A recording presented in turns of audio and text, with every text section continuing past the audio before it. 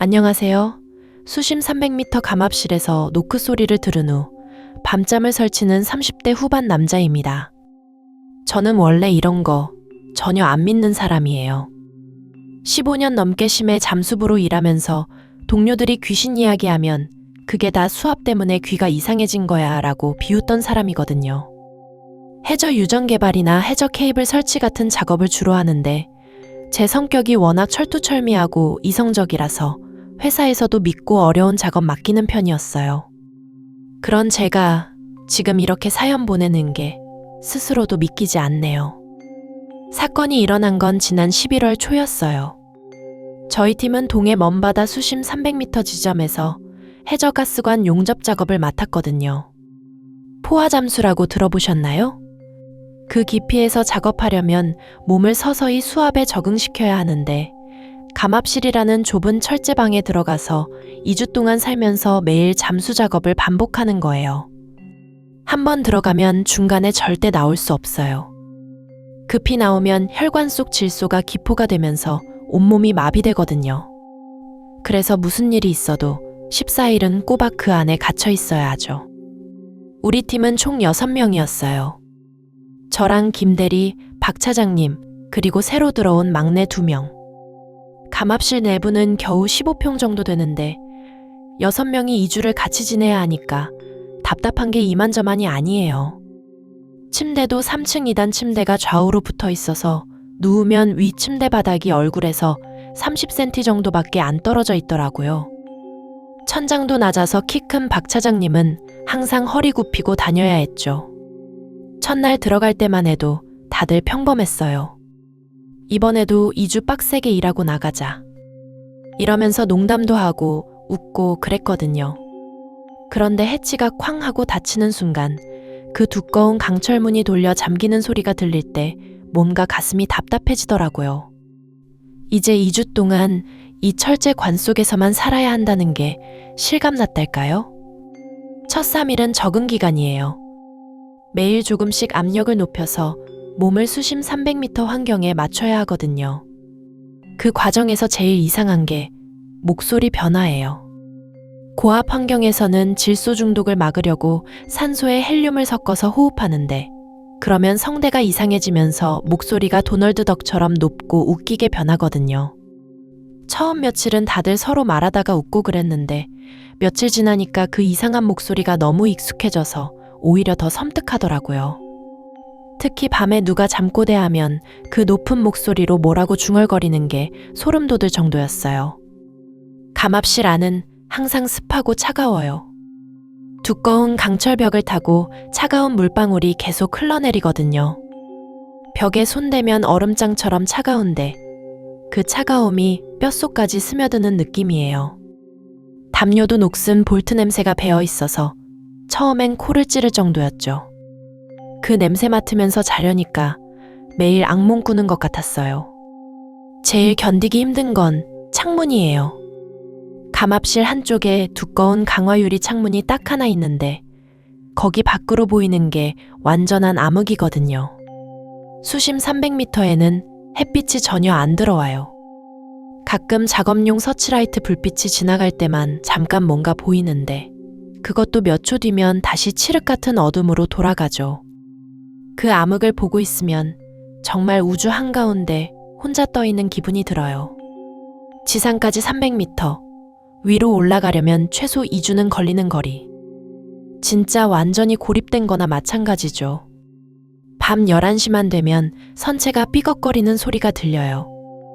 수압 때문에 금속이 미세하게 수축하면서 내는 소리래요. 드득드득 어딘가에서 금속이 비틀리는 소리가 규칙적으로 들리는데 처음 며칠은 그게 너무 신경 쓰여서 잠을 제대로 못 잤어요. 특히 새벽 2시쯤 되면 그 소리가 제일 크게 들리더라고요. 마치 이 철제관이 천천히 찌그러지고 있는 것 같은 느낌이랄까요? 당직은 2명씩 교대로 서는데 보통 4시간씩 돌아가면서 해요. 당직자는 압력계 확인하고 산소 농도 체크하고 혹시 모를 비상 상황에 대비하는 거죠. 저는 원래 박 차장님이랑 새벽 1시부터 5시까지 당직을 섰어요. 그 시간대가 제일 조용하거든요. 다른 4명은 다 골아떨어져 있고 딱 둘이서만 깨어있는 거예요. 5일째 되던 밤이었어요. 그날따라 박 차장님이 배탈이 나서 화장실에 오래 있었거든요.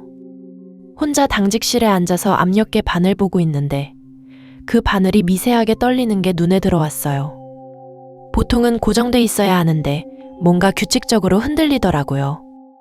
틱틱틱 초침처럼 정확한 간격으로요. 기계 고장인가?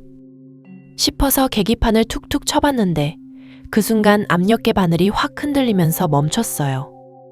근데 이상한 게 그 흔들림이 멈추자마자 다른 소리가 들리기 시작한 거예요. 똑똑똑. 어디선가 노크 소리가 들렸어요. 금속을 두드리는 소리였는데 처음엔 박 차장님이 화장실 문 두드리나 보다 했죠. 근데 화장실 쪽을 봤는데 그쪽은 조용했어요. 소리는 다른 데서 나고 있었어요. 똑똑똑. 더 가까이에서 들리는 것 같았어요. 심장이 빨리 뛰기 시작하더라고요. 소리가 나는 방향을 따라 천천히 고개를 돌렸는데 그게 바로 창문 쪽이었어요. 그 암흑을 마주하고 있는 두꺼운 강화유리 창문이요. 똑똑똑. 분명히 창문 쪽에서 나는 소리였어요. 누군가 밖에서 창문을 두드리는 것처럼 들렸죠. 근데 그게 말이 안 되잖아요. 여기는 수심 300m예요. 밖은 완전한 암흑이고 수압이 어마어마해서 사람이 버틸 수가 없거든요. 잠수복 입고 작업할 때도 특수 장비 없이는 절대 못 나가요. 설마 물고기가 부딪힌 건가? 싶어서 창문 쪽으로 다가갔어요. 어두워서 아무것도 안 보이는 암흑만 있었죠. 그런데 계속 두드리는 소리가 들렸어요. 규칙적으로 천천히. 똑똑똑. 손이 떨리는 걸 느끼면서 작업용 손전등을 집어들었어요. 불을 켜서 창문 밖을 비춰봤는데 아무것도 없었어요. 그냥 까만 바닷물만 일렁이고 있었죠. 근데 이상하게 등골이 서늘해지더라고요. 뭔가 있는 것 같은데 안 보이는 그 느낌이요. 그때 박 차장님이 화장실에서 나왔어요. 뭐해? 하고 헬륨으로 높아진 목소리로 물어보길래 저도 모르게 노크 소리 안 들렸어요? 하고 물었죠. 박 차장님은 어리둥절한 표정으로 무슨 소리? 하시더라고요. 다시 귀 기울여 들어봤는데 소리가 멈춰 있었어요. 완전히 조용했죠. 아니에요. 제가 잘못 들었나 봐요. 하고 얼버무렸어요. 박 차장님은 너 요즘 잠 부족하니까 환청 들리는 거 아니야? 쉬어라 하시면서 대수롭지 않게 넘기셨죠. 그날 밤 교대 시간이 되어서 침대에 누웠는데 잠이 안 오더라고요. 계속 그 노크 소리가 머릿속에 맴돌았어요. 똑똑똑 규칙적이고 느린 그 리듬이요. 천장을 보고 누워있는데 위층 침대 바닥이 너무 가까워서 숨이 막히는 것 같았어요. 그리고 문득 3년 전 일이 떠올랐어요. 같은 해역에서 작업하던 선배, 잠수부가 실종된 사건이요. 이름은 정우진 씨였는데 저보다 5년 선배였거든요. 진짜 실력 좋고 성실한 분이었어요. 그분이 수심 280m에서 단독 작업하다가 갑자기 연락이 끊긴 거예요. 탯줄이라고 하는 생명선도 끊어지고 무전도 두절되고 수색팀이 며칠 동안 찾았지만 시신도 못 찾았어요. 완전히 사라진 거죠. 당시에 회사에서는 장비 결함으로 결론 내렸어요. 근데 이상한 게 있었어요. 실종되기 직전 우진 선배가 마지막으로 보낸 무전 내용이요.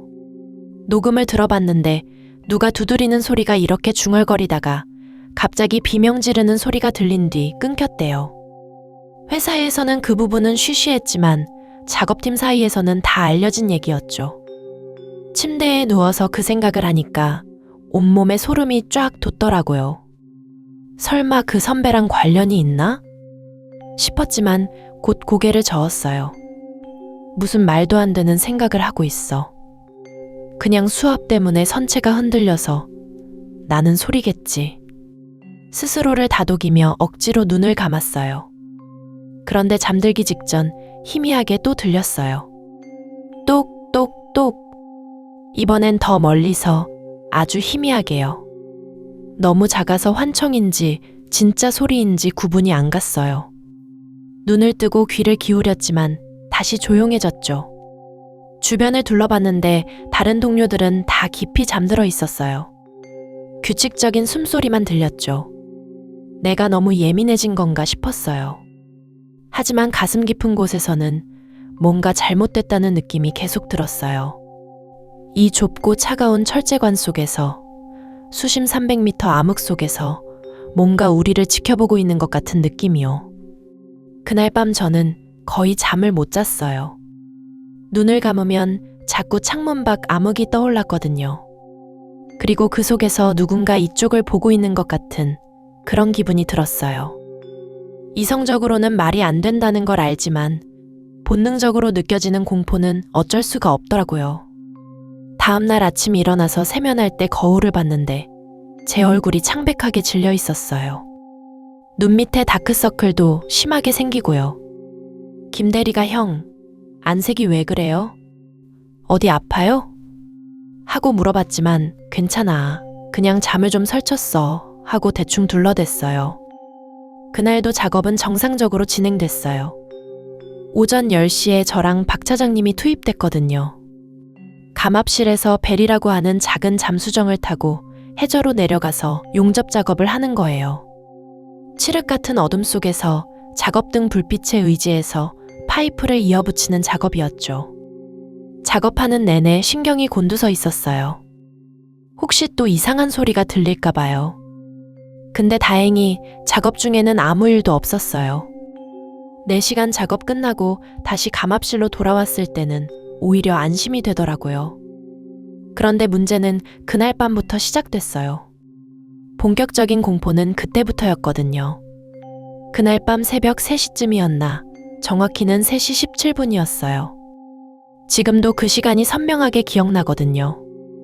감압실 벽에 붙은 디지털 시계가 빨간 불빛으로 깜빡이고 있었는데 잠이 안 와서 멍하니 그걸 보고 있었죠. 포화 잠수 작업할 때는 원래 수면 패턴이 엉망이 되거든요. 감압실 안은 24시간 인공조명이고 압력 때문에 몸도 계속 긴장 상태라서요. 그날도 동료들은 다 자고 있었는데 저만 뒤척이고 있었어요. 그때였어요. 똑똑똑. 3번의 금속 타격음이 들렸어요. 처음엔 귀에 이상이 생긴 줄 알았어요. 포화 잠수 중에는 압력 때문에 귀 속에서 이상한 소리가 들릴 때가 있거든요. 그래서 귀를 후비적거리면서 피곤해서 환청 들리나 했죠. 근데 아니더라고요. 똑똑똑 또 들렸어요. 분명한 노크 소리였어요. 누가 단단한 금속을 무언가로 두드리는 소리. 규칙적이고 정확하게 3번씩. 소리가 감압실 벽을 타고 울려 퍼지는 느낌이었는데 어디서 나는 건지 방향을 특정할 수가 없었어요.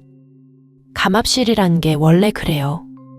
둥근 철제 캡슐 같은 구조라서 소리가 사방에서 울리거든요. 벽을 타고 공명하면서 증폭되는 거죠. 그래서 밖에서 작은 소리가 나도 안에서는 엄청 크게 들려요. 저는 침대에서 일어났어요. 등골이 좀 서늘하긴 했지만 아직은 누가 장난치나? 정도로 생각했거든요. 혹시 외부 지원팀에서 점검하는 건가 싶어서요. 감압실 문 쪽으로 천천히 걸어갔어요. 빨간 비상등 불빛 때문에 실내가 온통 피 같은 색으로 물들어 있더라고요. 압력 모니터 화면도 빨갛게 깜빡이고 있었고요. 문 앞까지 갔을 때였어요. 소리가 딱 멈췄어요. 그 순간이 제일 이상했어요. 뭐랄까, 제가 움직이는 걸 알고 멈춘 것 같은 느낌? 마치 누가 저를 지켜보다가 들켰네 하고 숨죽인 것 같은 그런 기분이었거든요. 저는 감압실 창문 쪽으로 고개를 돌렸어요. 두꺼운 강화 유리로 된 작은 창문인데 거기로 밖을 내다볼 수 있거든요. 물론 수심 300m니까 밖은 완전 암흑이에요. 수중 조명도 꺼져 있으면 정말 아무것도 안 보이죠. 창문에 바식 붙어서 밖을 들여다봤어요. 손으로 얼굴 주변을 가리고 눈을 최대한 크게 떴는데 역시나 칠흑 같은 어둠뿐이었어요. 근데 그때 이상한 느낌이 들었어요. 뭔가 저를 보고 있는 것 같은 느낌. 창문 너머 어둠 속에서 누군가 저를 응시하고 있는 것 같았어요. 온몸에 소름이 쫙 돋더라고요. 뭐야? 중얼거리면서 뒤로 물러났어요. 심장이 빠르게 뛰기 시작했죠. 저는 벽에 걸린 비상호흡기를 무의식적으로 만지작거렸어요. 뭔가 잘못되면 바로 쓸 수 있게 항상 손 닿는 곳에 걸어두거든요. 강민호 씨, 왜 그래요? 동료 중 한 명인 정우진 형이 잠결에 물어봤어요. 제가 움직이는 소리에 깬 거죠. 형, 방금 소리 안 들었어요? 노크 소리. 노크? 무슨 노크? 우진 형이 눈을 비비면서 일어났어요. 아니, 분명히 똑똑똑하고 3번 금속 두드리는 소리가 났는데요. 아무 소리도 안 들렸는데. 민호 씨 혼자 환청 들은 거 아니야? 우진 형은 대수롭지 않게 말하고는 다시 눕더라고요. 저는 어이가 없었어요. 분명히 들렸거든요. 그렇게 선명하게. 근데 우진 형이 못 들었다는 게 이해가 안 됐죠. 감압실이 좁은 공간이라 안에서 나는 소리는 다 들리거든요. 형, 진짜로 못 들었어요? 엄청 또렷하게 들렸는데. 야, 피곤해서 그래. 포화 잠수 오래 하면 그럴 수 있어. 나도 예전에 비슷한 경험 있어. 그냥 자. 내일 또 작업 있잖아. 우진영은 그렇게 말하고 담요를 뒤집어 썼어요. 저도 침대로 돌아갔어요. 근데 잠이 올 리가 없었죠. 계속 귀를 쫑긋 세우고 있었어요. 혹시 또 들릴까 봐요. 다행히 그날 밤은 더 이상 아무 소리도 안 들렸어요. 어느 순간 기절하듯 잠들었는데 깨어보니 아침 7시더라고요. 동료들은 벌써 일어나서 식사 준비하고 있었어요. 민호야, 어제 환청 들었다며? 괜찮아? 막내인 석훈이가 걱정스럽게 물어봤어요. 우진 형이 얘기한 모양이에요. 응, 괜찮아. 그냥 피곤해서 그랬나 봐. 저는 애써 태연한 척 했어요. 근데 솔직히 찝찝하긴 했죠. 환청이라고 하기엔 너무 선명했거든요. 그날 오전에는 지원팀이랑 통신하면서 간단한 점검을 했어요. 저는 어젯밤 일을 보고해야 하나 말아야 하나 고민했어요. 근데 노크 소리 들었어요 라고 하면 정신 이상자 취급당할 것 같더라고요. 그래서 그냥 입 다물었죠. 오후에는 간단한 수중 작업이 있었어요. 4시간짜리 짧은 작업이었는데 저는 작업하는 내내 신경이 곤두서 있었어요. 수중에서 잠깐씩 주변을 둘러보게 되더라고요. 혹시 뭔가 있나 싶어서요. 물론 헤드램프 불빛이 닿는 범위 외에는 완전 암흑이라 아무것도 안 보였지만요. 작업 끝나고 감압실로 돌아왔을 때는 오후 6시쯤이었어요. 저녁 먹고 다들 각자 할 일 하면서 시간을 보냈죠. 저는 태블릿으로 영화를 보려고 했는데 집중이 안 되더라고요. 자꾸 어젯밤 생각이 났거든요. 그냥 환청이었겠지. 피곤해서 그랬던 거야. 스스로를 계속 다독였어요. 밤 10시쯤 소등하고 다들 잠자리에 들었어요. 저도 일부러 일찍 누웠죠. 피곤하면 금방 잘 수 있을 거라고 생각했거든요. 근데 또 잠이 안 오는 거예요. 새벽 1시, 2시, 시간이 지나갔어요. 동료들 코 고는 소리, 감압실 안, 공기순환 장치 돌아가는 소리, 압력 조절 밸브 열리고 닫히는 소리, 평소에는 신경도 안 쓰던 소리들이 그날 밤은 하나하나 다 신경 쓰이더라고요. 그리고 새벽 3시 17분. 또 그 시간이 됐어요. 저는 시계를 보고 있었어요. 빨간 숫자가 3시 16분에서 17분으로 바뀌는 순간 온몸이 긴장되는 걸 느꼈죠. 설마 또라는 생각이 들었거든요. 그리고 똑똑똑똑. 이번에는 4번이었어요. 손발이 얼어붙었어요. 어제보다 한 번이 더 늘었거든요. 그리고 어제보다 소리가 더 가까운 것 같았어요. 더 또렷하게, 더 선명하게 들렸죠. 저는 벌떡 일어났어요. 이번에는 환청이 아니에요. 분명히 들렸거든요. 형! 우진형! 지금 소리 안 들려요? 우진형을 흔들어 깨웠어요. 형이 눈을 뜨더니 짜증 섞인 목소리로 물었죠. 뭐야, 왜 그래? 소리요. 노크 소리. 방금 또 들렸다니까요. 민호야, 진짜 아무 소리도 안 들려. 너 요즘 스트레스 받은 거 있어? 우진영은 진심으로 걱정스러운 표정이었어요. 그 표정을 보니 정말 못 들은 게 맞는 것 같더라고요. 저만 듣는 건가요? 피곤하면 그럴 수 있어.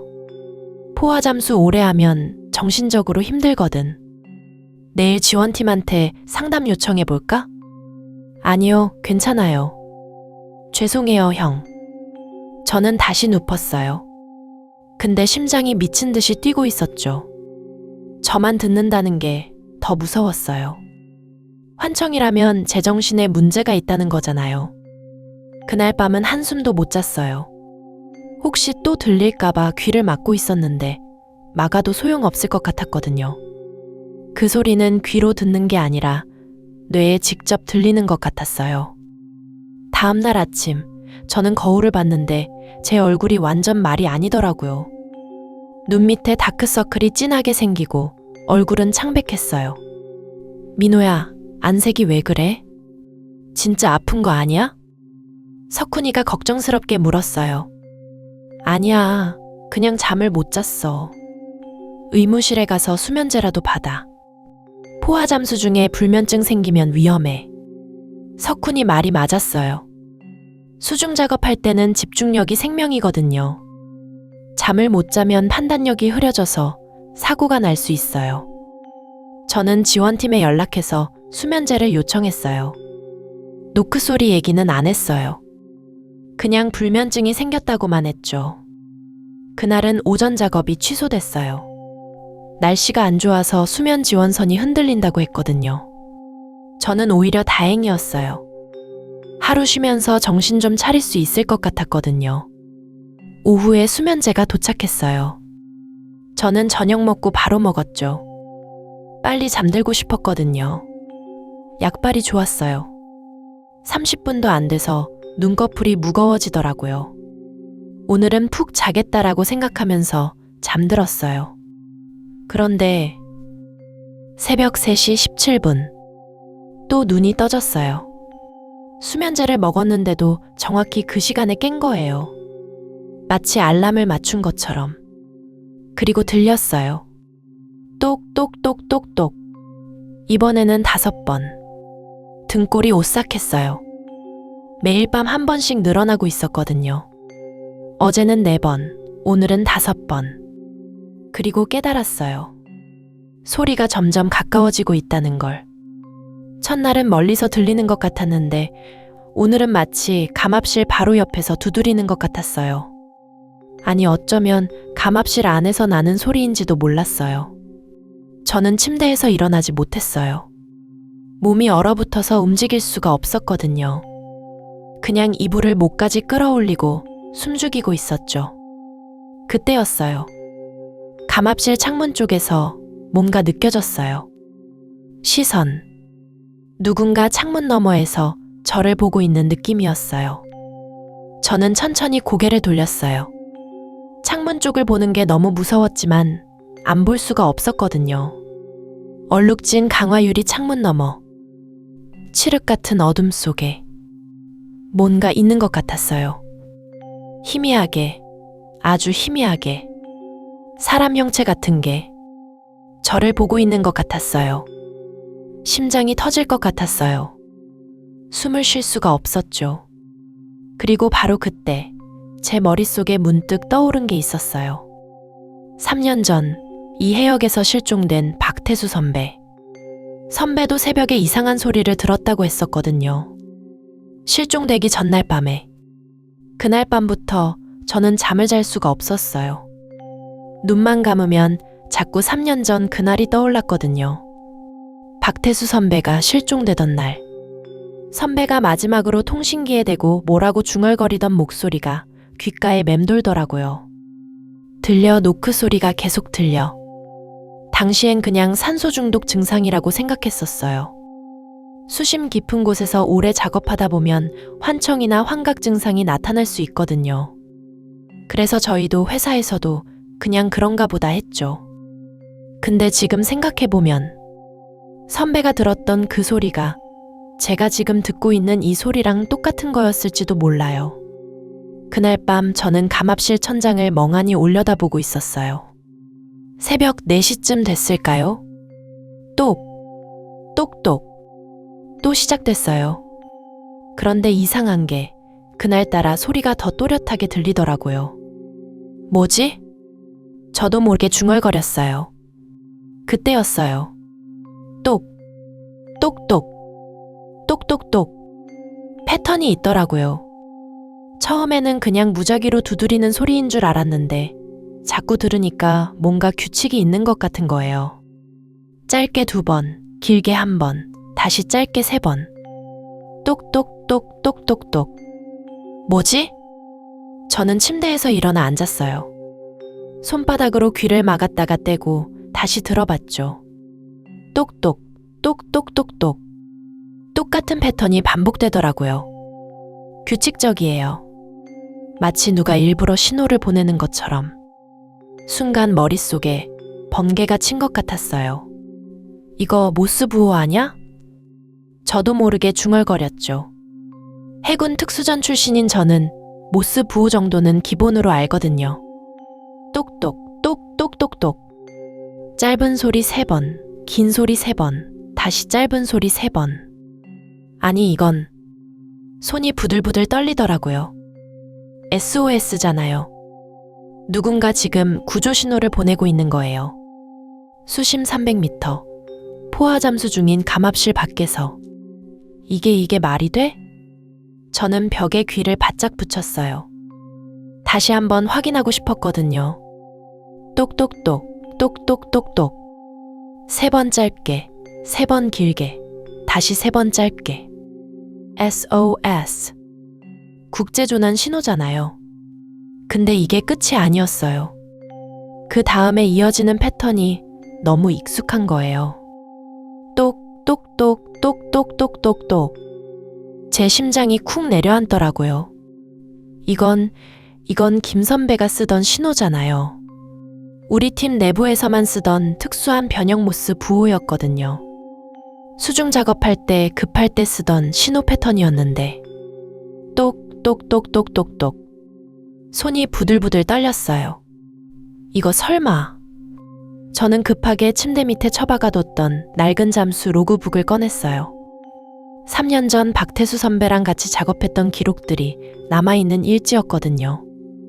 먼지가 수북이 쌓인 표지를 펼치는데 손이 너무 떨려서 페이지가 제대로 안 넘어가더라고요. 새벽 3시. 감압실 안은 비상등만 깜빡이고 있었고요. 창문 너머로는 칠흑 같은 심해만 보이는 상황에서 저는 그 낡은 로그북을 펼쳤어요. 박태수 선배가 실종되기 전날까지 작성했던 잠수 기록. 손이 부들부들 떨리더라고요. 그런데 그 순간 또 들렸어요. 똑똑똑똑. 이번엔 더 천천히, 더 또렷하게. 이게 뭐지? 저는 노트북을 꺼내서 모스 부호표를 검색했어요. 15년 동안 잠수부 생활하면서 기본적인 모스 부호 정도는 당연히 알고 있었지만요. 혹시나 해서 정확하게 대조해보고 싶었거든요. 똑똑똑 똑똑똑. 짧은 소리 3번, 긴 소리 3번, 짧은 소리 3번. SOS. 국제조난 신호였어요. 처음엔 믿을 수가 없었어요. 이게 정말 모스 부호일 리가 없다고. 그냥 배관이나 기계 소리겠지. 그렇게 생각하려고 했죠. 그런데 다시 들어보니까요. 똑똑똑똑똑똑. 똑똑똑똑똑똑. 완벽하게 일정한 간격이더라고요. 누가 의도적으로 두드리는 게 맞았어요. 그날 밤 저는 제 침낭에 누워서 천장만 멍하니 바라봤어요. 수심 300m 깊이에서 감압실 금속벽 너머로 들리는 규칙적인 노크 소리. 똑똑, 똑, 똑똑똑. 뇌리에서 떠나지 않더라고요. 그런데 새벽 2시쯤 갑자기 머릿속에 번개처럼 스치는 게 있었어요. 잠깐 이 패턴. 제 몸이 얼어붙었어요. 똑똑똑, 똑똑똑. SOS. 모스 부호였던 거예요. 손발이 차가워지면서 온몸에 소름이 쫙 돋더라고요. 누군가가 감압실 밖에서 구조 신호를 보내고 있었던 거잖아요. 하지만 그게 말이 돼요? 수심 300m에서요? 저는 벌떡 일어나서 로그북을 뒤지기 시작했어요. 이상하게 3년 전 박태수 선배 생각이 계속 나는 거예요. 손이 부들부들 떨려서 페이지를 제대로 넘기기도 힘들었어요. 그리고 찾았어요. 3년 전 9월 17일, 박태수 선배가 마지막으로 작성한 잠수 로그. 선배 특유의 삐뚤빠뚤한 필체가 희미하게 남아있더라고요. 새벽마다 이상한 노크 소리. 규칙적. 혹시 누군가 장난? 그 밑에 작은 글씨로 메모가 하나 더 있었어요. 똑똑똑 똑똑똑. 계속 반복됨. 심장이 쿵쾅쿵쾅 미친 듯이 뛰기 시작했어요. 똑같았어요. 완전히 똑같은 패턴.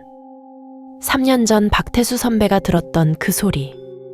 지금 제가 듣고 있는 이 소리. 이게 무슨... 그때 갑자기 또 들렸어요.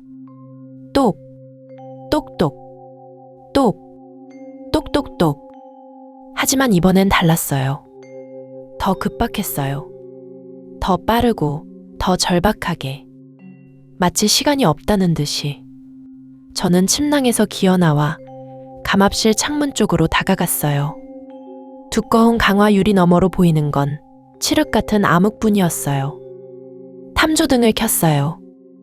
창문에 불빛을 비추는 순간 숨이 멎는 줄 알았어요. 유리창에 뭔가 묻어 있었거든요. 손바닥 자국 같았어요. 아니, 정확히 손바닥 자국이었어요. 5손가락이 선명하게 찍힌 물때처럼 뿌옇게 남은 흔적.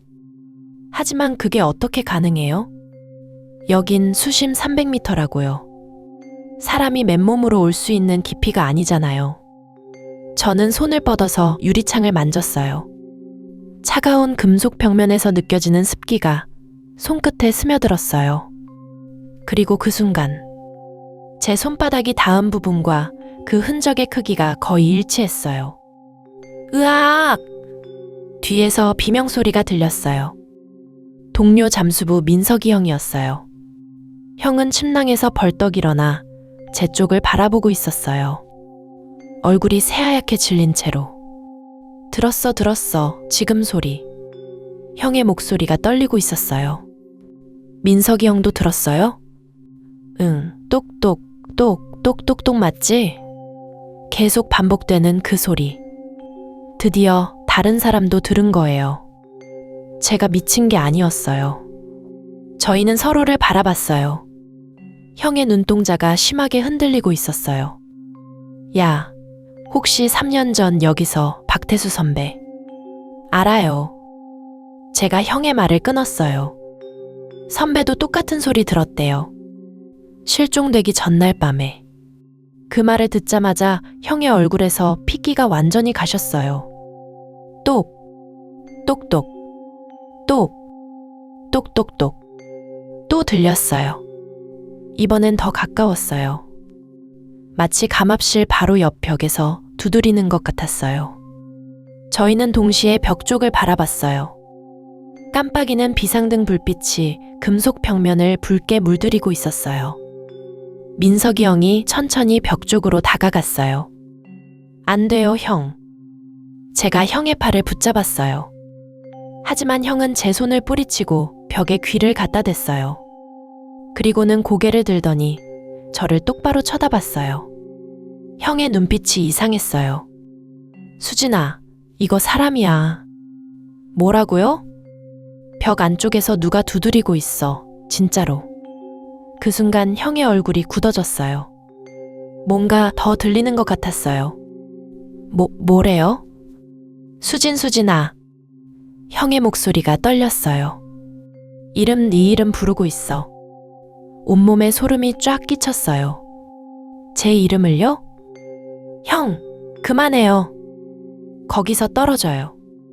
저는 형을 잡아당겼어요. 그때 비상등이 깜빡이면서 꺼졌어요. 감압실 안이 완전한 암흑에 잠겼어요. 칠흑 같은 어둠 속에서 들리는 건 저희의 거친 숨소리뿐이었어요. 그리고 똑, 똑똑, 똑, 똑똑똑. 더 크게, 더 빠르게 들렸어요. 이번엔 사방에서 들리는 것 같았어요. 왼쪽 벽, 오른쪽 벽, 천장, 바닥. 온 사방에서 동시에 노크 소리가 울려 퍼지는 거예요. 으악! 민석이 형이 비명을 질렀어요. 저도 정신없이 손전등을 켰어요. 빛이 감압실 안을 비췄어요. 그리고 저는 봤어요. 창문 너머로, 어둠 속에서 희미하게 보이는 뭔가를, 사람 형상 같은 게 천천히 가까이 오고 있었어요. 아주 천천히, 수심 300m 암흑 속에서 마치 물속을 걷듯이 저희 쪽으로. 손전등 불빛에 비친 그 형상의 손이 천천히 올라왔어요. 창문을 향해서. 그리고 똑, 똑똑, 똑. 유리를 두드렸어요. 아주 천천히. 제가 아는 그 패턴으로. 박태수 선배가 쓰던 약간 변형된 모스부호. 선배는 늘 SOS 신호를 보낼 때 마지막에 한 번을 더 두드렸거든요. 자기만의 시그니처라면서 농담처럼 말하곤 했었어요. 똑똑, 똑, 똑똑똑, 똑. 선배. 제 입에서 저도 모르게 그 말이 튀어나왔어요. 그 순간 창문 너머 형상이 멈췄어요. 그리고 천천히 유리에 더 가까이 다가왔어요. 손전등 불빛이 그 얼굴을 비추는 순간 저는 제 눈을 믿을 수가 없었어요. 부풀어 오른 얼굴, 하얗게 질린 피부, 텅 빈 눈구멍. 하지만 분명했어요. 박태수 선배였어요. 3년 전 이 바다 어딘가로 사라진 그 선배가 지금 여기 있었어요. 수심 300m 깊이에서, 감압실 창문 너머에서 저희를 바라보고 있었어요. 그리고 선배의 입이 천천히 움직였어요. 소리는 들리지 않았지만 입모양으로 알 수 있었어요. 도와줘. 살려줘. 제발. 똑, 똑똑, 똑, 똑똑똑, 똑. 노크 소리는 멈추지 않았어요. 점점 더 빠르게, 더 절박하게. 마치 시간이 얼마 남지 않았다는 듯이. 창문 유리에는 손바닥 자국이 점점 더 많이 생겼어요. 1개, 2개, 3개, 10개, 20개. 셀 수 없이 많은 손자국들이 유리를 뒤덮어 갔어요. 마치 탈출하려고 발버둥 치는 것처럼. 민석이 형이 바닥에 주저앉아서 중얼거렸어요. 안 돼, 안 돼. 이건 꿈이야, 꿈이야. 저는 로그북을 다시 펼쳤어요. 떨리는 손으로 박태수 선배의 마지막 기록을 다시 읽었어요. 그리고 그 밑에 제가 지금까지 못 봤던 작은 글씨를 발견했어요. 거의 지워질 듯 희미하게 적혀 있었어요. 만약 이 소리를 듣는 사람이 있다면 절대 답하지 마세요. 절대로. 한 번 답하면 그 뒤는 잉크가 번져서 읽을 수가 없었어요. 하지만 마지막 단어 하나만은 선명했어요. 끌려갑니다. 제 온몸이 얼어붙었어요. 그때 제 머리 위에서 소리가 들렸어요. 똑, 똑똑, 똑. 천장이었어요. 감압실 해치 바로 위에서. 누군가 들어오려고 하는 것처럼. 안으로. 저희가 있는 이곳으로. 그날 밤부터 저희는 교대로 감시를 서기로 했어요. 누군가는 항상 깨어서 해치 쪽을 주시하는 거죠. 제가 첫 번째 당직을 맡았는데 시계를 보니까 새벽 2시 40분이더라고요. 감압실 안은 너무 조용했어요. 동료들의 숨소리만 규칙적으로 들리고 압력계에서 나는 미세한 쉬익 소리만 반복됐죠. 저는 해치 앞에 앉아서 손잡이를 계속 주시했어요. 혹시라도 또 움직이면 바로 잡아야 했으니까요. 근데 이상한 게 그 고요함이 너무 불안한 거예요. 뭔가 큰일이 벌어지기 직전 같은 느낌? 폭풍전야 같은 그런 정적이 감압실을 짓눌렀어요. 손에 땀이 차서 계속 손바닥을 닦았던 게 기억나네요. 새벽 3시 17분. 정확히 그 시간이었어요. 똑! 첫 노크가 울렸어요. 손이 얼어붙었어요. 이번엔 소리가 달랐거든요. 전에는 천천히 조심스럽게 두드리는 느낌이었다면 이번엔 뭔가 확신에 찬 느낌? 마치 자기가 들어올 수 있다는 걸 아는 것처럼요. 똑똑똑. 규칙적으로 3번. 그리고 잠시 멈췄다가 똑똑똑똑똑. 갑자기 미친 듯이 빨라지더라고요. 온 힘을 다해 두드리는 것처럼 금속이 울리는 소리가 감압실 전체를 채웠어요. 너무 강한 타격 소음에 귀가 멍멍해질 정도였죠. 일어나세요. 다들 일어나요. 제가 소리쳤어요. 동료들이 화들짝 놀라 깨어났죠. 또 시작됐나? 민수 씨가 떨리는 목소리로 물었어요. 똑똑똑똑똑똑똑똑. 소리는 계속 빨라졌어요. 이제는 거의 기계처럼 쉬지 않고 두드리는 거예요. 해치 전체가 덜덜덜 떨릴 정도로 강한 타격이었죠. 마치 저희를 당장 끌어내려고 미친 듯이 문을 두드리는 것 같았어요. 창문 쪽 봐요. 준호 씨가 비명처럼 외쳤어요. 저희는 일제히 감압실 옆면에 있는 작은 원형 창문을 봤죠. 수심 300m 깊이의 암흑만 보여야 하는 그곳에서 뭔가가 희미하게 보이더라고요. 처음엔 착시인 줄 알았어요. 이렇게 깊은 곳에서 빛이 닿을 리가 없잖아요. 그런데 그게 점점 가까워지는 거예요. 희미한 하얀색 아니, 회백색에 가까운 무언가가 천천히 떠올라오고 있었어요. 저게 뭐예요? 민수 씨의 목소리가 떨렸어요. 온몸에 소름이 쫙 돋았어요. 그 형체가 사람 같았거든요. 잠수복을 입은 사람의 실루엣이 어둠 속에서 점점 선명해지는 거예요. 똑똑똑똑똑똑똑. 노크 소리는 더 격렬해졌어요. 해치가 부서질 것 같은 착각이 들 정도로 강하게 두드려댔죠. 그리고 그 형체가 창문 바로 앞까지 왔어요. 잠수복이 맞았어요. 낡고 찢어진 포화 잠수복. 그런데 이상한 게 그 잠수복이 너무 익숙한 거예요. 우리랑 같은 모델이었거든요. 3년 전에 사용하던 지금은 단종된 구형 모델이었죠. 설마. 준호 씨가 중얼거렸어요. 그 순간 그것이 창문에 바짝 붙었어요. 헬멧이 유리에 닿았어요. 그리고 저희는 봤죠. 헬멧 안이 텅 비어 있는 걸요. 아무것도 없었어요. 얼굴도 머리도 아무것도요. 그냥 헬멧 안쪽만 보이는 거예요. 검은 공허함만이 헬멧 바이저 너머로 보였죠. 으아! 민수 씨가 비명을 질렀어요. 저도 모르게 뒤로 물러났죠. 다리에 힘이 풀려서 바닥에 주저앉을 뻔했어요. 근데 더 끔찍한 건 그 다음이었어요. 잠수복 가슴팍에 달린 이름표가 보이더라고요. 찢어지고 낡았지만 거기 적힌 이름은 또렷하게 읽혔어요. 김태원. 김 선배였어요. 3년 전, 이 해역에서 실종된 김태원 선배의 이름이 그 잠수복에 붙어 있었던 거예요. 안 돼요, 이럴 수가. 제 입에서 저절로 말이 흘러나왔어요. 심장이 미친 듯이 뛰었죠. 터질 것 같았어요. 똑똑똑똑똑똑똑똑. 노크 소리가 더 빨라졌어요. 이제는 거의 연타에 가까웠죠. 타다다다다닥 하는 소리가 감압실 전체를 울렸어요.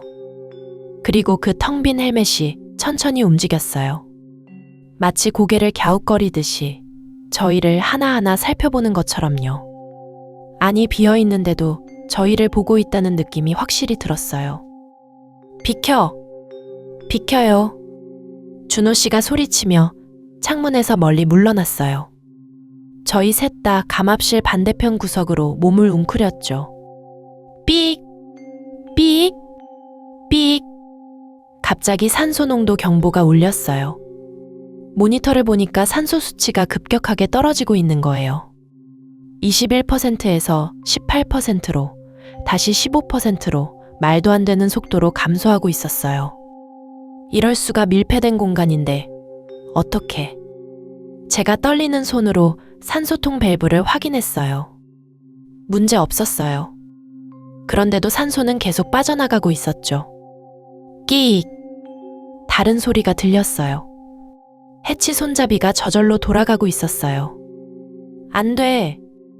저는 미친 듯이 달려가서 손잡이를 붙잡았어요. 반대 방향으로 힘껏 돌리려고 했죠. 근데 믿을 수가 없었어요.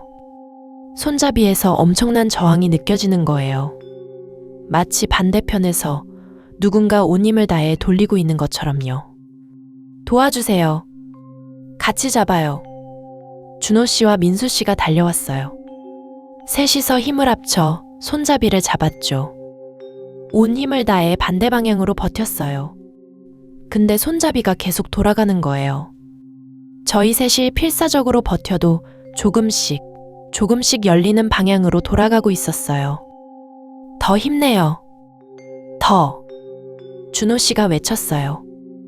저희 손에서 피가 날 정도로 꽉 잡았죠. 손바닥이 까지고 손가락 관절이 삐걱거렸어요. 그래도 놓을 수가 없었어요. 해치가 열리는 순간 저희는 끝이니까요. 수압이 300m예요. 해치가 조금이라도 열리면 그 엄청난 압력이 한꺼번에 밀려 들어와요. 저희 몸은 순식간에 으스러질 거예요. 버텨요. 조금만 더. 제 팔뚝 근육이 경련을 일으켰어요. 온몸에서 땀이 비오듯 쏟아졌죠. 그때였어요. 찰칵. 모든 조명이 꺼졌어요. 완전한 암흑이었어요. 으악! 민수 씨가 비명을 질렀어요.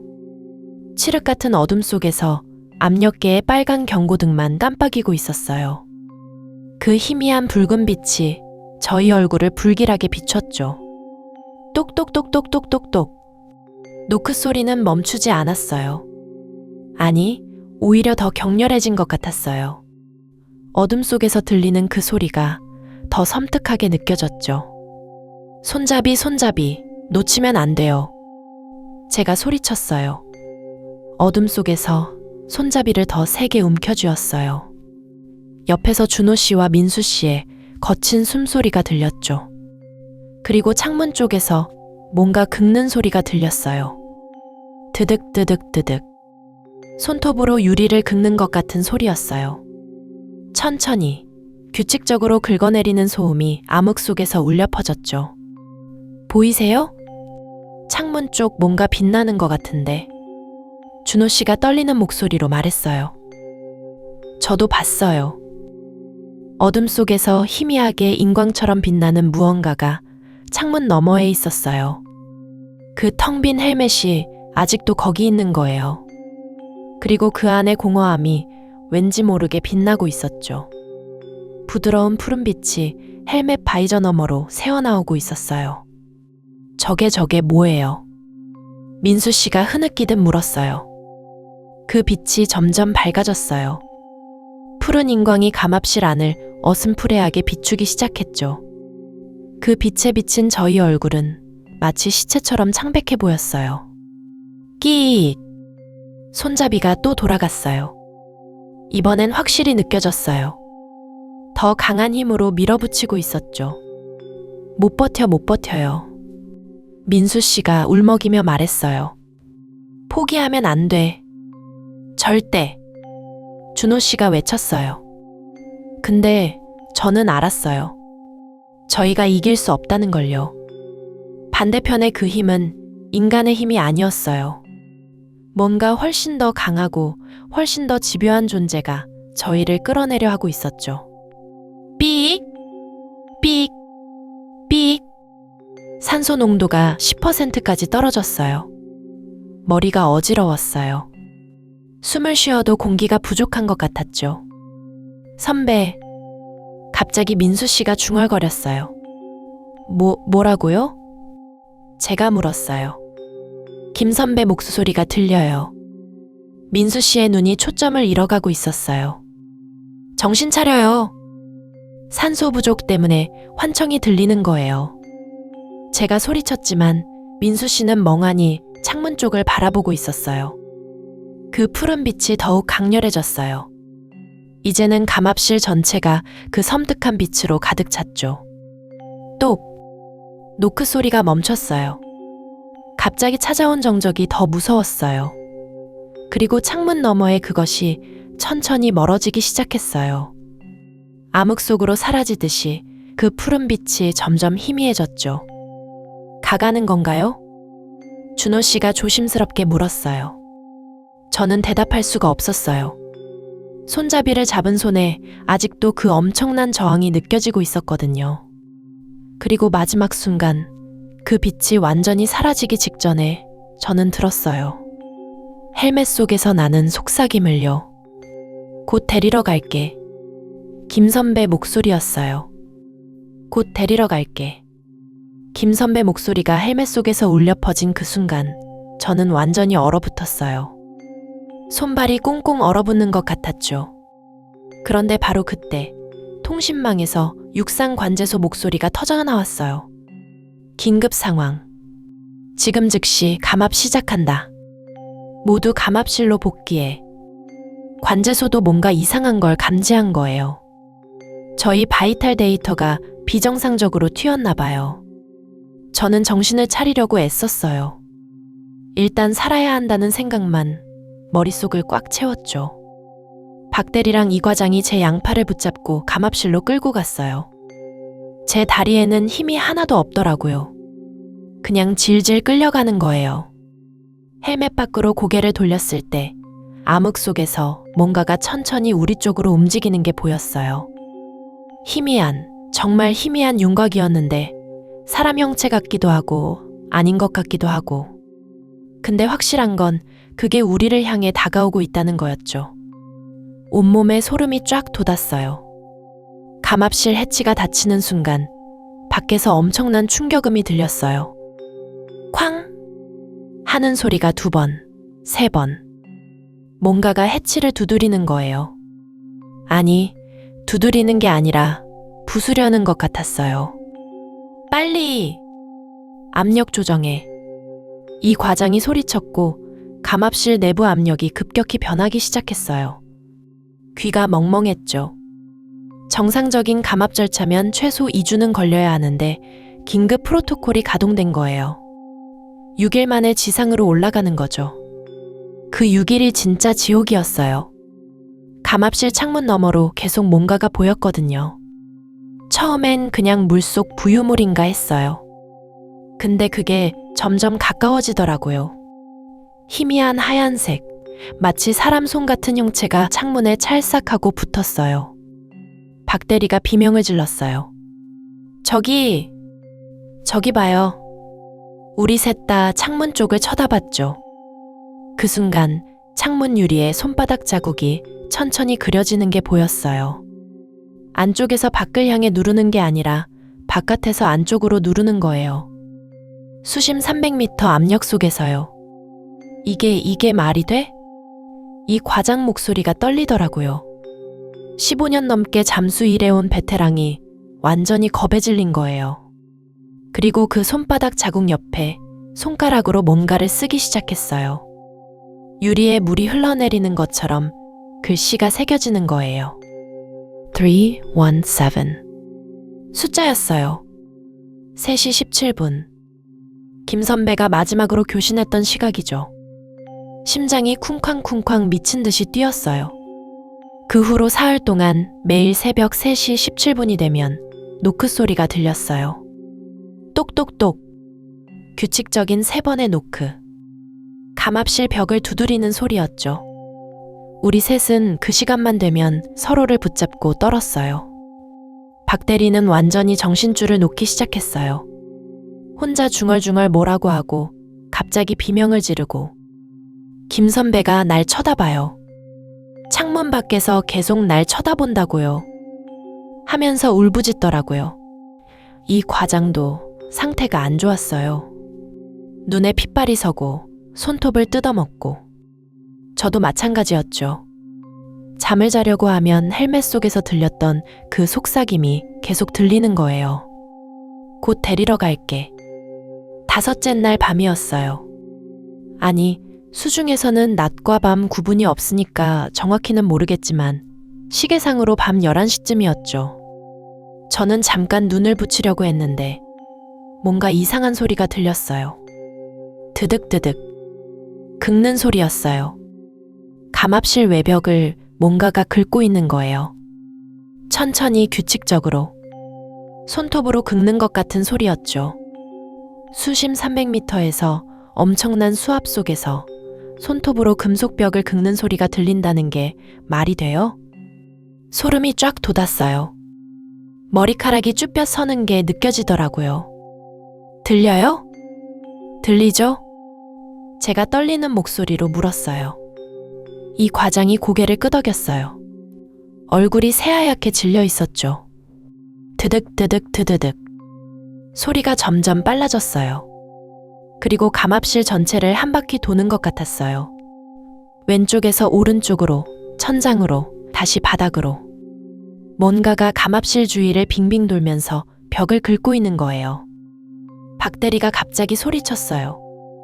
저기! 창문! 창문 쪽을 보니까 어둠 속에서 얼굴이 하나 떠올랐어요. 희미하게, 정말 희미하게. 근데 그 얼굴의 윤곽이 김 선배였어요. 아니, 김 선배 같았어요. 근데 뭔가 이상했죠. 얼굴이 부풀어 오른 것처럼 보였고 눈은 텅 비어 있었어요. 입이 천천히 벌어지더니 물속에서도 들리는 목소리가 울려 퍼졌어요. 왜 안 와? 그 목소리를 듣는 순간 저는 완전히 공황 상태에 빠졌어요. 숨을 쉴 수가 없었어요. 가슴이 조여오고 심장이 터질 것 같았죠.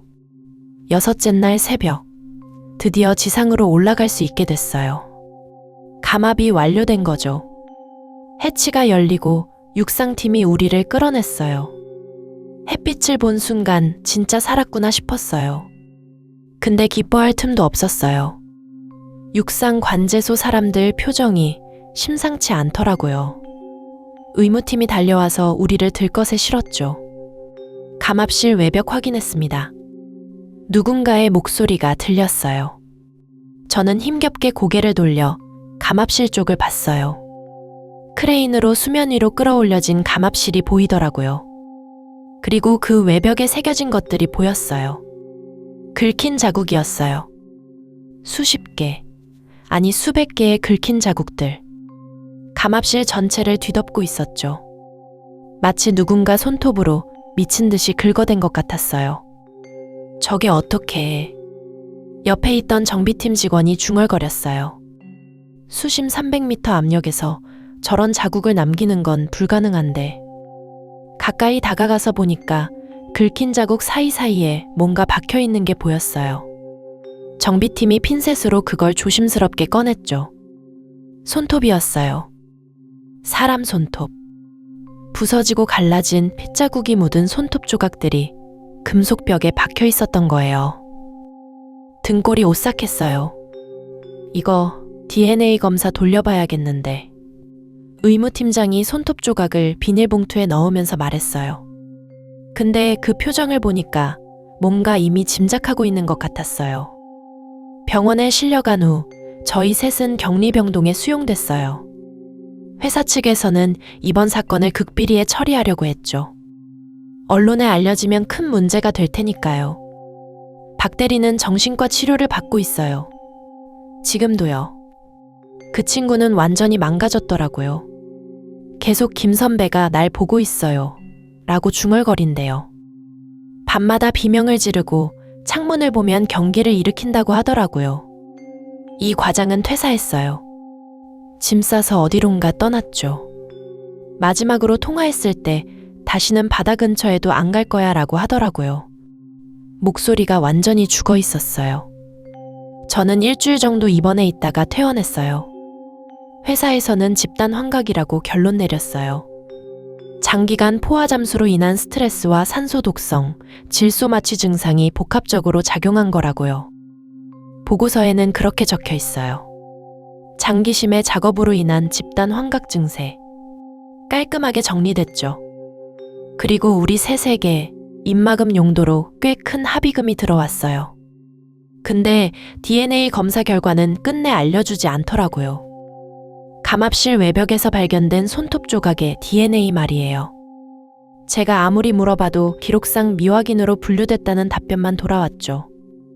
미확인이요? 3년 전 실종된 김 선배 DNA 샘플은 분명히 있을 텐데 말이에요. 퇴원하고 집에 돌아왔을 때 저는 3년 전 사고 보고서를 다시 찾아봤어요. 회사 내부 서버에 접속해서 몰래 다운로드 받은 거죠. 기술적으로는 불법이지만 알아야겠더라고요. 진실을요. 누렇게 바랜 PDF 파일을 열었을 때 손이 덜덜 떨렸어요. 페이지를 넘기면서 김 선배의 마지막 교신 기록을 찾았죠. 2022년 3월 15일 03시 17분 김재현 잠수부 최종 교신 기록. 내용을 읽는데 온몸에 소름이 쫙 돋았어요. 이상한 소리가 들립니다. 똑똑똑 규칙적인 노크 소리예요. 헬멧 밖에서 들리는데 주변에 아무도 없습니다. 확인 바랍니다. 소리가 점점 가까워지고 있습니다. 뭔가 저를 향해 다가오는 것 같습니다. 창문 밖에 뭔가 보입니다. 사람 같은데 아닙니다. 사람이 아닙니다. 도와주세요. 해치를 두드리고 있어요. 안에 들어오려고 해요. 그게 마지막 기록이었어요. 그 후로 김 선배는 영영 나타나지 않았죠. 저는 보고서를 덮으면서 생각했어요. 김 선배도 똑같은 걸 겪었구나. 똑같은 노크 소리, 똑같은 환영. 그리고 끝내. 그날 밤부터 이상한 일이 시작됐어요. 새벽 3시 17분이었어요. 핸드폰 알람으로 시간을 확인했죠. 잠이 안 와서 뒤척이고 있었는데 갑자기 현관 쪽에서 소리가 들렸어요. 똑똑똑. 심장이 멎는 줄 알았어요. 그 노크 소리. 수심 300m 감압실에서 들었던 그 소리였거든요. 똑같은 리듬, 똑같은 강도. 똑똑똑. 다시 들렸어요. 이번엔 더 크게. 제 아파트 현관문을 누군가 두드리고 있는 거예요. 누구세요? 떨리는 목소리로 물었지만 대답이 없었어요. 그냥 다시 노크 소리만 들렸죠. 똑똑똑. 저는 침대에서 일어나 조심스럽게 현관으로 다가갔어요. 다리에 힘이 하나도 없더라고요. 도어랑 모니터를 확인했죠. 아무도 없었어요. 복도는 텅 비어 있었어요. 형광등 불빛만 하얗게 빛나고 있었죠. 근데 뭔가 이상했어요.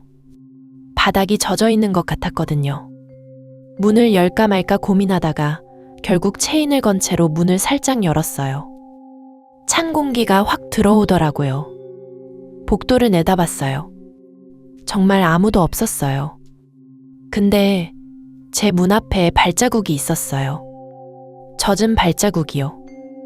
맨발 자국이었어요. 물에 흠뻑 젖은 발로 걸어온 것처럼 복도 바닥에 선명하게 찍혀 있었죠. 엘리베이터 쪽에서부터 시작해서 제 집 문 앞까지 이어진 발자국. 근데 더 끔찍한 건 그 발자국이 제 문 앞에서 끝난 게 아니라는 거예요. 문 앞에서 멈춰 서 있는 것처럼 2개의 발자국이 나란히 찍혀 있었어요. 마치 누군가 지금 제 문 앞에 서 있는 것처럼요. 코를 찌르는 냄새가 났어요. 바닷물 냄새, 썩은 해초 냄새, 감압실에서 맡았던 그 냄새였죠. 저는 재빨리 문을 닫고 잠갔어요. 온몸이 부들부들 떨렸어요. 그리고 벽에 등을 기대고 주저앉았죠. 그때 문 바로 앞에서 속삭이는 소리가 들렸어요. 왜 안 열어? 김 선배 목소리였어요. 저는 비명도 지르지 못하고 그냥 얼어붙었어요. 심장이 터질 것 같았죠. 숨도 제대로 쉴 수가 없었어요. 같이 가자. 문틈새로 물이 스며들기 시작했어요. 검은색 물. 바닷물이었어요. 문지방 아래로 천천히 흘러들어오는 거예요. 곧 데리러 왔어. 그 순간 저는 정신을 잃었어요. 그냥 까무러쳤죠. 다음날 아침에 깨어났을 때 저는 현관 바닥에 쓰러져 있었어요. 온몸이 얼음장처럼 차가웠고 옷이 흠뻑 젖어 있더라고요.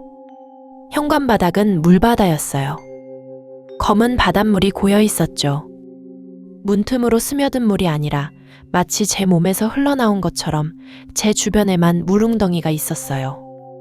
급히 복도 CCTV 영상을 확인해달라고 관리사무소에 요청했어요. 새벽 3시 17분, 전후 영상이요. 다음날 관리실 아저씨한테서 연락이 왔어요. 영상 확인했는데요. 좀 이상해요. CCTV 영상을 보여줬는데 정말로 아무도 없었어요. 복도는 텅 비어 있었죠. 근데 바닥에 찍힌 발자국은 선명하게 보였어요. 이게 3시 10분쯤 영상이에요. 보세요. 아무도 없잖아요? 영상 속에서 갑자기 발자국이 생기기 시작했어요. 마치 투명 인간이 걷는 것처럼 젖은 발자국만 하나씩 찍히면서 제 집 문 앞으로 다가오는 거예요. 이게 대체... 관리실 아저씨 목소리가 떨렸어요. 발자국은 제 문 앞에 도착해서 멈춰섰어요. 그리고 정확히 3시 17분, 문을 두드리는 소리가 영상에 녹음돼 있었어요. 똑똑똑. 영상 속에서도 들렸어요. 그 소리. 그 뒤에는요. 제가 떨리는 목소리로 물었어요. 관리실 아저씨가 영상을 더 돌렸죠. 3시 25분쯤 발자국이 다시 움직이기 시작했어요. 근데 이번엔 반대 방향이 아니라 제 집 문 안쪽으로 향하는 것처럼 보였어요. 마치 문을 통과한 것처럼요. 말도 안 돼. 그 후로 한 달이 지났어요. 저는 회사를 휴직했어요. 더 이상 바다에 들어갈 수가 없었거든요. 물만 봐도 온몸이 얼어붙더라고요. 근데 더 큰 문제는 매일 밤 새벽 3시 17분이 되면 그 노크 소리가 들린다는 거예요. 어디서든요. 집에 있을 때도, 친구 집에 있을 때도, 호텔에 있을 때도. 새벽 3시 17분만 되면 어김없이 들려요. 똑똑똑. 가장 가까운 문을 두드리는 소리가요. 그리고 어젯밤 정말 끔찍한 일이 있었어요. 새벽 3시 17분 침실 창문을 두드리는 소리가 들렸거든요. 저는 15층에 살아요. 창문 밖을 봤는데 어둠 속에서 희미하게 손바닥이 보였어요. 유리창을 누르는 손바닥. 물기가 흘러내리는 손바닥. 그리고 그 위로 천천히 얼굴이 떠올랐어요. 부풀어 오른 얼굴. 텅 빈 눈구멍. 입이 천천히 벌어지더니 이제 시간이야. 김 선배였어요. 저는 지금 여기 라디오 방송국 대기실에 있어요. 이 사연을 쓰면서요. 사람들이 많은 곳이 안전할 것 같아서 왔거든요. 근데 시계를 보니까 새벽 3시 10분이에요. 방금 복도에서 이상한 소리가 들렸어요. 축축한 발소리 같은 게요. 그리고 대기실 문 손잡이가 천천히 돌아가고 있어요. 똑똑똑. 노크 소리가 들려요. 저는 이제 어떻게 해야 할지 모르겠어요. 여러분 혹시 새벽에 규칙적인 노크 소리가 들리면 절대 문을 열지 마세요. 절대로요. 그리고 만약 수심 깊은 곳에서 일하게 되면 주변을 잘 살피세요. 혼자라고 생각하지 마세요. 깊은 바닷속에는 우리가 모르는 뭔가가 있어요. 그리고 그것들은 때때로 우리를 찾아와요. 지금 문 손잡이가 완전히 돌아갔어요.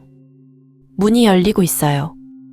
복도는 텅 비어 있는데 바닥에 젖은 발자국만 보여요.